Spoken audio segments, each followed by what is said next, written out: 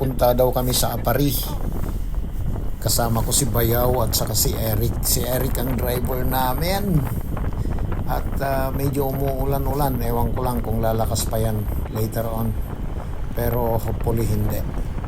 Para ma-enjoy yung joyride. Enjoy na nga, joyride pa. So, nandito kami sa Dumon yata to. Oo. Nandito pa kami pero part pa ito ng Gataran. At nandito kami sa ngayon, sa Gataran Public Market. Ito yung pinakasentro ng Gataran. So, pamilihang bayan ng Gataran. Anyway, so dito ang lugar namin, yan ang bayan namin. At yan, mga chillax.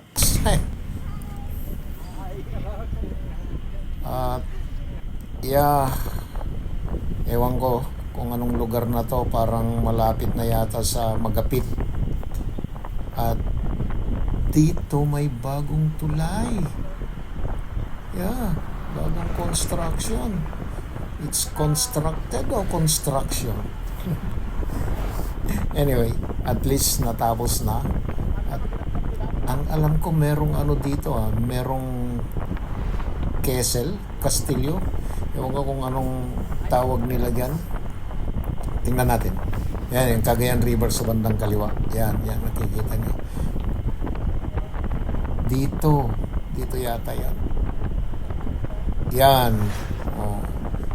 Yan. Yan yung Castillo. Yan, ang ganda. At sa banda rito, dito ka nakakabili ng mga tupig. As in TWOPIG. Tupig. Hindi. Alam mo yung tupig, yung kakanin na binalot sa dahon ng saging tapos iihawin yun. Masarap yun. Yun ang nakakamiss dito. Kaya lang sobrang mahal na. Anyway, nandito na tayo sa malapit sa Magapit. Ewan ko kung malapit na tayo sa Magapit, pero yun ang alam ko. Pasensya na kasi hindi ko kabisado ang mga lugar dito ngayon. Dahil matagal na rin hindi ako nakagala. Yeah. Ang Magapit na yan yung tulay, suspension bridge. Ito yata yung pinakaunang suspension bridge dito sa Northern Luzon. At dyan yung pinaka-junction ng nagko-connect ng Lawag, Santa Ana, Apari at saka Tuguegarao. And then dito yan, gasolinahan dyan.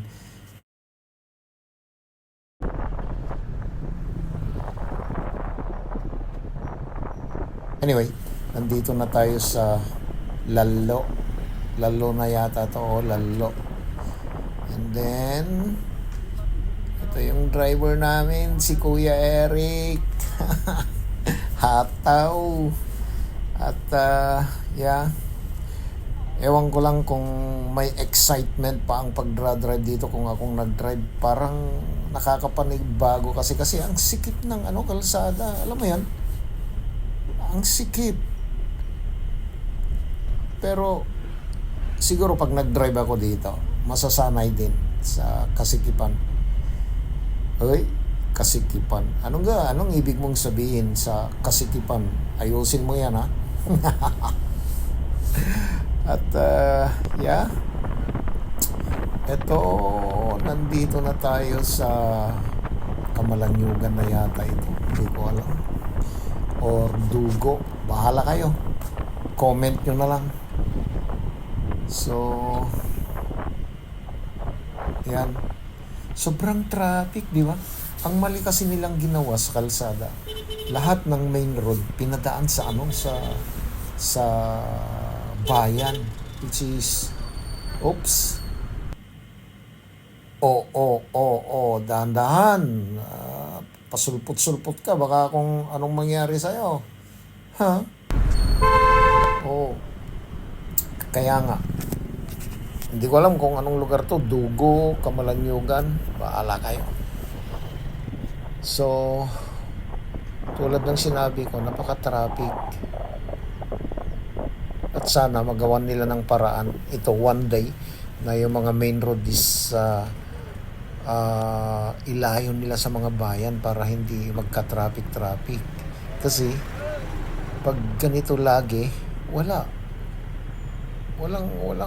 progreso ang isang bayan pag ganito kasi yun, may road courtesy din naman ang driver natin.